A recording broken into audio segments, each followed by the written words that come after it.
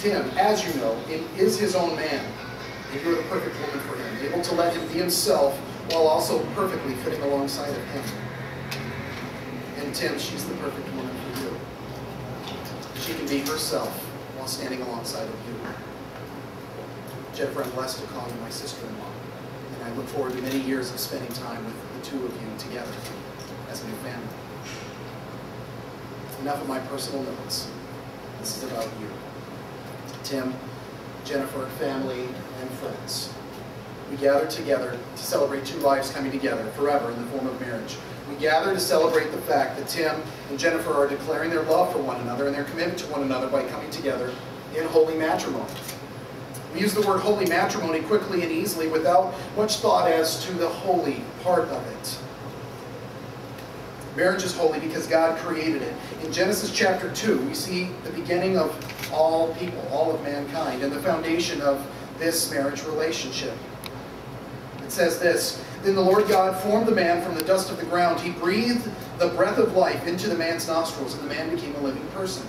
At the time of the creation of the earth, God created man and breathed life into him. Then he gave man a task. The Lord God placed the man in the Garden of Eden to tend and watch over it. God's task for man was to work, and to work hard and care for his creation. Tim, this is your job too. You're a hardworking guy, and you know what it takes to provide for your family. Even today, God's plans for mankind are lived out every day in your life. But it wasn't enough for man to simply work. As you and I both know, work is necessary, but sometimes an unpleasant task. It gives us something to do, but it doesn't complete us. And this is the next magic in the story. God understood that as well. Work doesn't complete people. Then the Lord God said, "It is not good for man to be alone. I will make a helper who is just right for him." Tim, Jennifer, I don't need to tell you that it's not good for you, too, to be alone. Life is difficult when you're alone. It's lonely and oftentimes hard. On August 8th of 1998, I married the love of my life. I know what it's like to be with someone who's just right for you. And now, you're both experiencing what that is like. So the Lord God caused the man to fall into a deep sleep. And while the man slept, the Lord God took out one of the man's ribs and closed up the opening. Then the Lord made a woman from the rib, and he brought her to the man. "At last," the man exclaimed. "This one is bone from my bone and flesh from my flesh. She will be called woman because she was taken from man." Tim, I was standing here and I saw the look in your eyes as you saw your bride coming down the aisle. That was the same look that Adam had many thousands of years ago. It's the same look that every man who ever meets his soulmate ever has.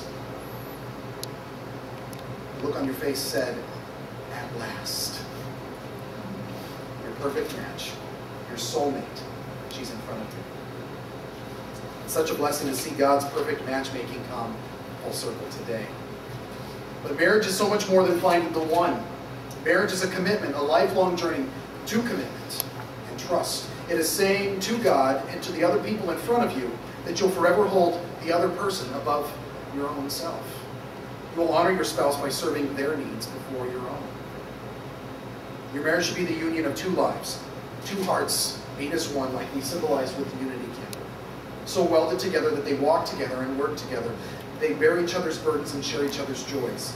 I want to remind you to be friendly, loving, tender-hearted, and most of all, patient with each other out of love. Remember, the vows that you're about to take are as binding in adversity as they are in prosperity. And these vows are to be broken only by death.